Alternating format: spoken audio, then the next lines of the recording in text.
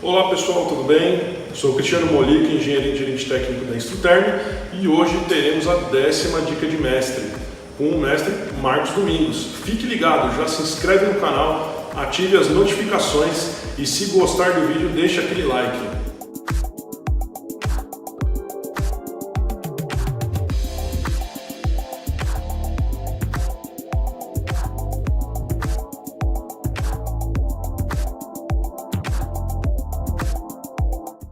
Hoje iremos falar sobre conceito de dose de ruído. É com você, mestre.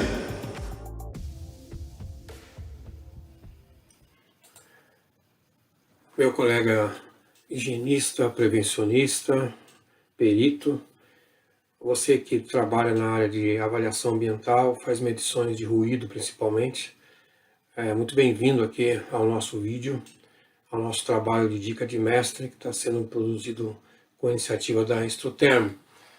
Eu estou hoje aqui me preparando para discutir com você um conceito importante, que é a dosimetria de ruído.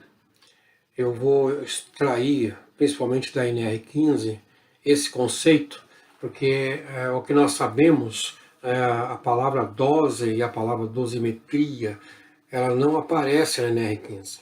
Né? A palavra dose vai aparecer na NR9, quando ela fala de nível de ação.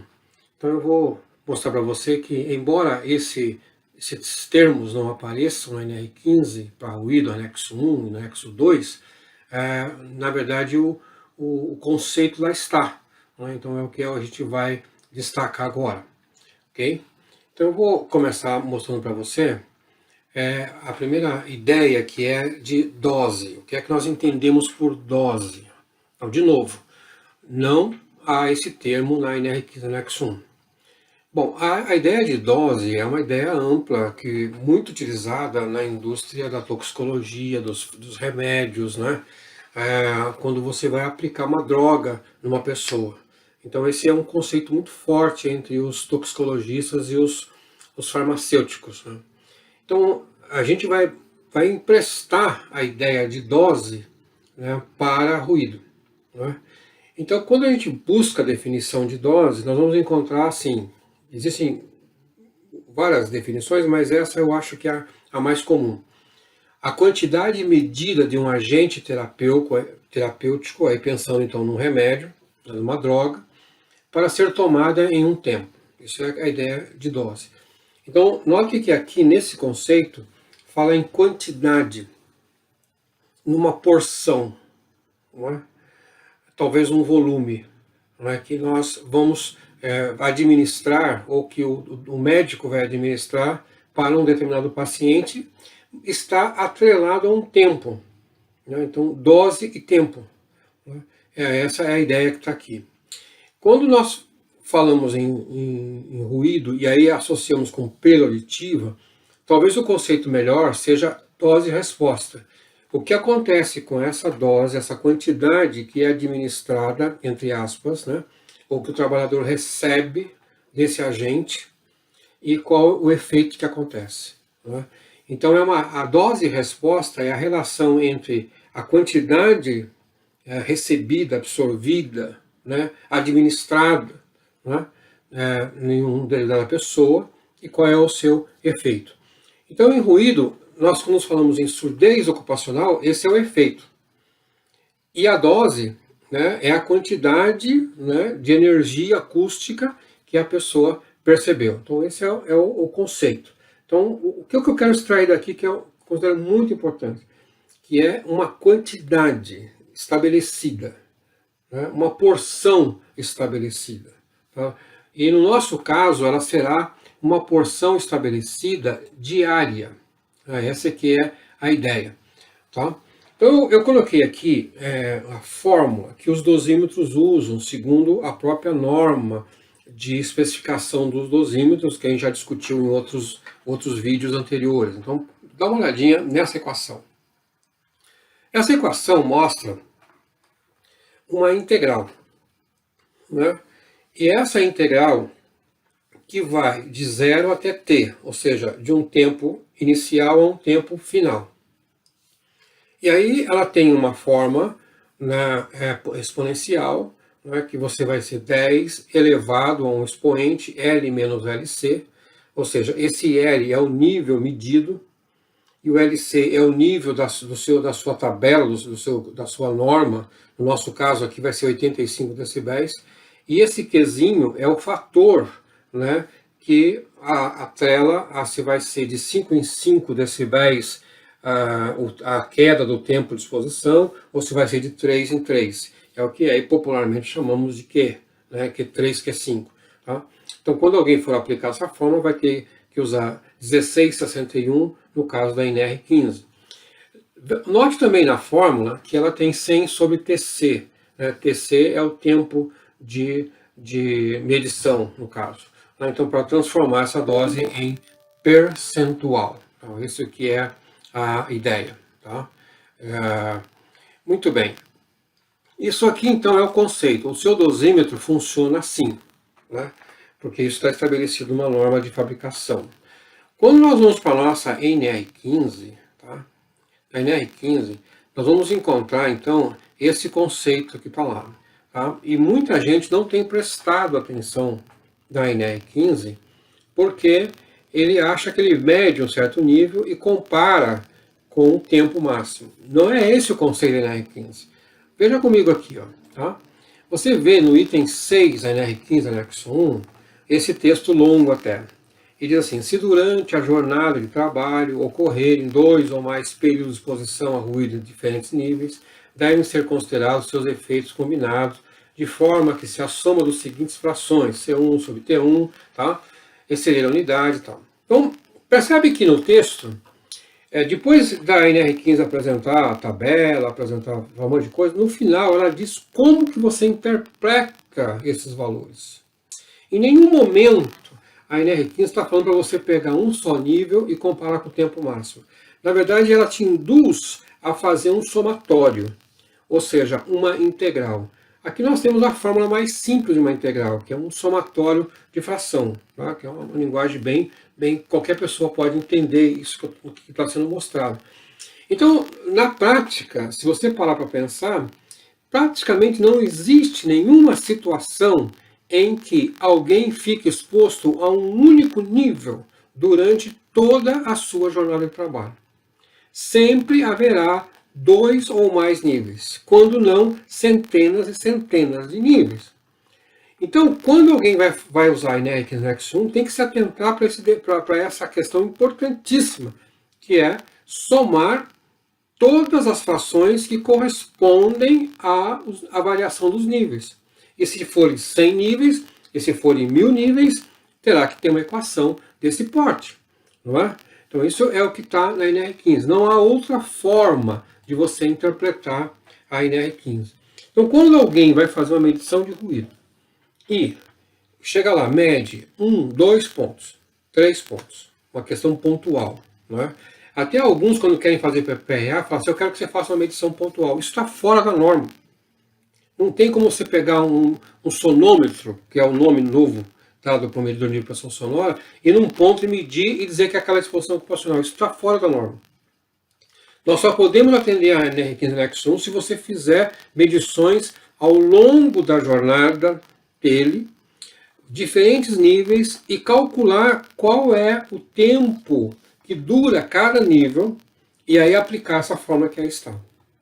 Então veja que a avaliação pontual, usando um sonômetro, um medidor de pressão sonora comum, é quase que impossível você atender ao NR15 anexo 1.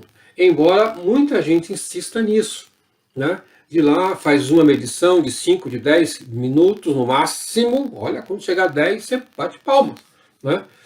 E não se atenta para a exposição global, né? Que é 8 horas dia. Esse é o conceito, tá? Que nós temos aqui. E nós temos a tabelinha, que você já mostrei aqui antes. Essa tabelinha mostra um nível e um tempo máximo. Outra coisa interessante é que a NR15 não fala qual é o tempo máximo para 80 decibéis. Ela parte de 85. Alguns mágicos, né, assumem que é 16. Por que eu falo que são mágicos? Porque ele vai além da lei. Então ele começa a usar algum outro conceito matemático para dizer que é 16 horas. Mas como a lei não fala nada, essa pessoa não tem autoridade, por mais especialista que ele seja, de projetar isso. Então, legalisticamente falando, do ponto de vista estritamente legal, não há como medir PNR15 abaixo de 85. Fazemos isso? Fazemos. Muitas vezes fazemos. Eu mesmo tenho feito, medir a partir de 80. Mas por que eu faço isso? Porque eu pego uma faixa maior de medições, então eu tenho um espectro maior de leituras, eu sou muito mais prevencionista, não é? Uso a equação que rege esses tempos de exposição, então aí eu posso fazer, mas isso é por conta e risco meu, nada mais. Então, se alguém questionar o trabalho, por que eu medi 81, 82, eu não tenho nenhum embasamento jurídico para defender essa questão. A NR15 é fria. Você pode dizer que ela está obsoleta, pode dizer que ela precisa de atualização, também concordo com isso tudo. Mas o que está lá escrito é de 85 até 115. Um outro detalhezinho é que você vai notar que esses valores que aqui estão, quando você vê 3 horas e 25 minutos, 2 horas e 15, 1 hora e 15, esses valores estão um pouquinho arredondados, né? Porque na época em que foi escrita essa NR, em 78, não havia dosímetros em abundância. Então, sim, as pessoas tinham que usar um medidor de vibração sonora dentro desse trabalho, que eu vou chamar aqui, entre aspas, de chinês, né, que medir durante 8 horas centenas e centenas de pontos, não é? E montar essa equação com essas frações, e aí, para facilitar o cálculo, eles foram arredondados. Mas se você aplicar a fórmula mesmo, que é o que o dosímetro usa, não bate isso aqui. Tá? Sempre vai dar uma pequena diferença nos minutos aqui. Tá? Então esse é um detalhe interessante que nós temos aqui. Muito bem. O que eu queria então mostrar para você agora é o seguinte. Veja, nós temos a dose, que é aquela quantidade de energia acústica absorvida, tal, né, num tempo. Qual é o nosso tempo? 8 horas. Não dá para analisar sem pensar na jornada toda, de 8 horas. E também, nós não podemos atribuir risco de surdez ocupacional pensando que, porque um dia essa dose deu mais que 100%, então tem risco de surdez ocupacional. Não é assim. Tá? No conceito, vocês vão ver comigo aqui, ó, esse gráfico que mostra que geralmente quando alguém atribui perda auditiva para o ruído, ele considera toda a carreira profissional da pessoa, praticamente 40 anos. Esse gráfico que aqui está, ele é para uma exposição de 40 anos. Então, se uma pessoa ficar exposta a 90 decibéis por 40 anos, então ele deve de ter uma perda auditiva, né, em frequências mais altas, aqui nós estamos falando de 4.000 Hz por aí, provavelmente na faixa de quase 25 decibéis. Ora, se esse nível é menor, é 85, e ele também fica 40 anos, essa perda será alguma coisa entre 17 e 18 decibéis. Tá? Então, quando alguém se apressa em dizer que tem risco de ocupacional, ele tem que fazer uma consideração que se aquela pessoa continuar exposta por 40 anos, tá, naquela condição, aí ele vai ter um percentual de perda. Mas um período mais curto é remota a possibilidade de ter uma perda auditiva. Tá? Mas aí nós estamos numa cultura de insalubridade, nós estamos numa cultura de legalismo, nós estamos numa cultura de adicional, né, e que as pessoas às vezes não têm muito tempo, não têm paciência, não têm técnica e não têm nem ética, às vezes, para fazer um trabalho cuidadoso, medição, várias medições durante o dia, projetar isso adequado e fazer a sua interpretação corretamente. Tá? Então, o conceito de dose é exatamente isso que eu estou passando para você aqui e que está previsto no NR15, apesar de não chamar desse nome. Ok, colega? Se você se interessar por esses vídeos, né, que nós estamos fazendo, nós já temos uma coleção deles aí no site da própria Instruterm, no canal do YouTube da Instruterm. Você também tem no meu canal do YouTube, né, então pode ver as outras aulas que nós demos, ou as outras dicas que nós demos, chamamos de dicas de mestre, lá nesses 2 endereços, ok? Então, tenha aí uma prática melhor prevencionista. Grande abraço. E aí pessoal, gostaram do vídeo? Parece um negócio meio complexo, né? Mas todo o conceito aí de dose explicado e explanado é muito interessante, né? Então é isso aí pessoal, essa foi a 10ª dica de mestre. Se você gostou, não se esqueça de dar o like, se inscreve no nosso canal e ative as notificações. Escreva no comentário aqui embaixo também o que vocês acharam do vídeo. Um abraço e até mais!